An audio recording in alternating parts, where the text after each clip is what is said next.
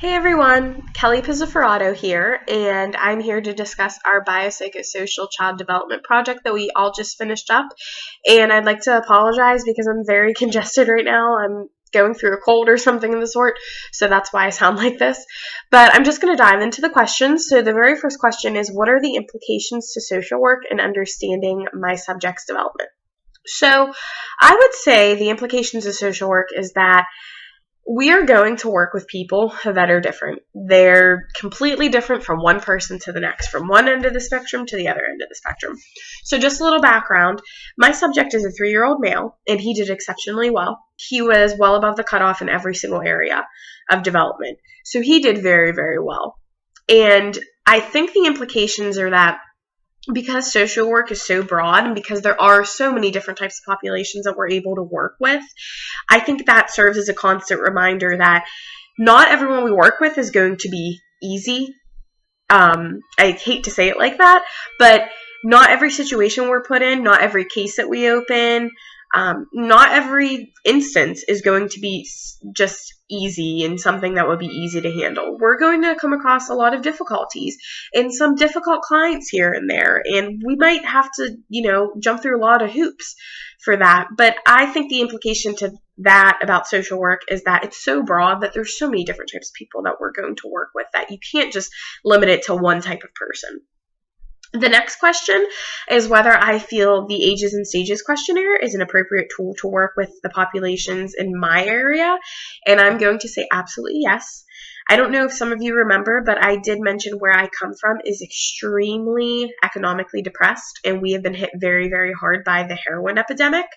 And not only is it, affecting heads of households and whatnot, but it's affecting the children too. There was a recent study that was facilitated by one of the local Department of Health and Human Resources, and the local CPS investigators had removed at least twice as many children from homes this year as they did last year.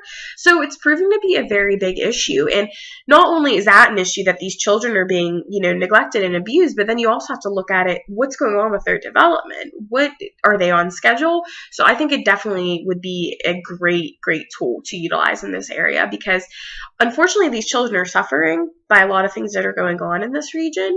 And this kind of gives us a better understanding of what areas that they need the most help in and how we can help them. So we have a better understanding of what we're trying to do for our future in this region.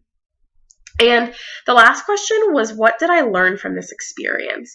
I don't want to say it was something I learned. I want to say it was something I was reminded of once again. So like I said, my subject was a 3-year-old male, and he did exceptionally well. And he was so confident. His level of confidence was wonderful. He was so happy throughout the whole interview. And it was funny because as I went through the interview, it was like light bulbs were going off one after another with him. And it got to the point where he was kind of catching on to how I was doing things. So before I could even request for him to say, for example, one of the questions was to line up blocks in an order that I had done it.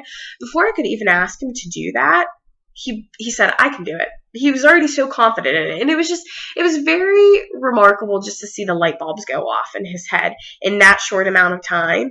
But to think he's 3 years old and how much he's developed since. So that is just a constant reminder to me. I have a niece and a nephew, and I guess I've never been in the position where I can ask them like 5 pages of questions, but that really presented itself to me. It just shows how remarkable it is to see children develop as quickly as they can, and then how they can go from something so small like a 3-year-old to say someone just like me. So I would say that it wasn't exactly a lesson from the experience, but it was a good experience, and it just really reminded me of things that, you definitely always have to keep in mind. So that's all, but I wish all you guys the best of luck as we continue through grad school, and thank you.